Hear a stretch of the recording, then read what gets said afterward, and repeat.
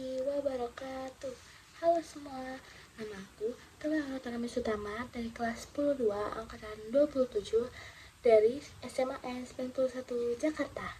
Jadi di sini aku mau ngejelasin kegiatan ekonomi, yaitu produksi, distribusi, dan juga konsumsi yang dilakukan oleh negara-negara yang menggunakan sistem ekonomi campuran Islam dan juga Indonesia.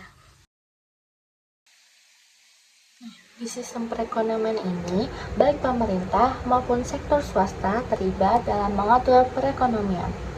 Kegiatan produksi ini, peran pemerintah adalah mengelola sektor-sektor strategis seperti energi, transportasi, dan layanan publik. Tujuannya adalah untuk menjaga stabilitas dan kesejahteraan masyarakat.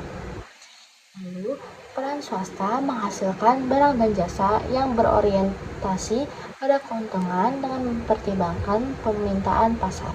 Contohnya adalah sektor manufaktur, teknologi, dan jasa. Lalu yang kedua ada distribusi. Pada pasar bebas, barang dan jasa didistribusikan berdasarkan hukum permintaan dan penawaran. Lalu, regulasi pemerintah campur tangan pemerintah untuk mencegah monopoli dan ketidakadilan, misalnya dengan kebijakan subsidi dan atau pengendalian harga. Lalu di kegiatan konsumsi, individu memiliki kebebasan dalam memilih barang atau jasa sesuai kebutuhan dan kemampuan finansial. Lalu, peran pemerintah memberikan subsidi atau bantuan bagi kelompok masyarakat yang kurang mampu untuk memastikan semua masyarakat dapat mengakses kebutuhan dasar. Lalu, yang kedua ada sistem ekonomi Islam. Apa sih sistem ekonomi Islam itu?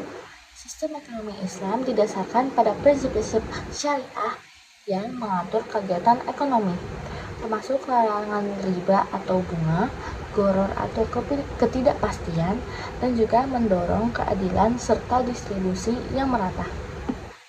Lalu, kegiatan produksinya yang pertama halal.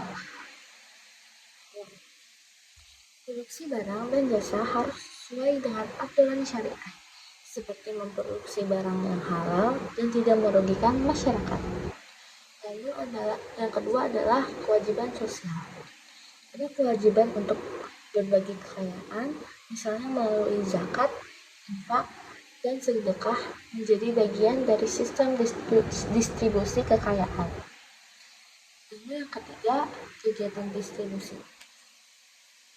Sistem zakat, wakaf, dan sedekah bertujuan untuk memastikan distribusi kekayaan yang merata dan membantu mengurangi ketimpangan sosial. Lalu, sistem ekonomi Islam mencegah praktik monopoli dan mengeksploitasi untuk menjaga keadilan dalam distribusi. Lalu yang terakhir ada konsumsi. Konsumen muslim hanya boleh mengonsumsi barang yang halal dan thayyib atau baik. Hal ini termasuk memiliki produk yang tidak berlebihan dan tidak membahayakan diri atau masyarakat. Lalu, konsumsi atau konsumen harus seimbang dan tidak boros, sejalan dengan ajaran syariah. Lalu yang ketiga ada sistem ekonomi Indonesia. Indonesia menerapkan sistem ekonomi Pancasila yang merupakan varian dari sistem ekonomi campuran. Di sini, peran-peran dan swasta berjalan berdampingan dengan berlandaskan pada nilai-nilai Pancasila. Yang pertama, kegiatan produksi. Swasta memiliki peran besar dalam sektor-sektor non-strategis seperti perdagangan, manufaktur, dan jasa. Lalu, pemerintah mengelola sektor-sektor vital seperti energi, infrastruktur, dan pendidikan. Pemerintah juga mendorong program-program UMKM untuk meningkatkan daya saing industri lokal. Lalu yang kedua ada kegiatan distribusi. Sistem distribusi sebagian besar berjalan melalui mekanisme pasar, di mana harga ditentukan oleh interaksi permintaan dan penawaran. Lalu, Pemerintah seringkali terlibat melalui subsidi, pengendalian harga, atau program bantuan sosial untuk menjamin akses masyarakat terhadap kebutuhan dasar seperti pangan dan juga energi. Lalu yang terakhir ada konsumsi. Masyarakat berperan aktif dalam kegiatan konsumsi. Barang dan jasa yang tersedia di pasar, pilihan konsumsi seringkali dipengaruhi dari tren atau kebutuhan dan juga kemampuan finansial. Lalu, peran pemerintah memberikan subsidi dan program bantuan untuk menjaga daya beli masyarakat, terutama bagi golongan yang kurang mampu.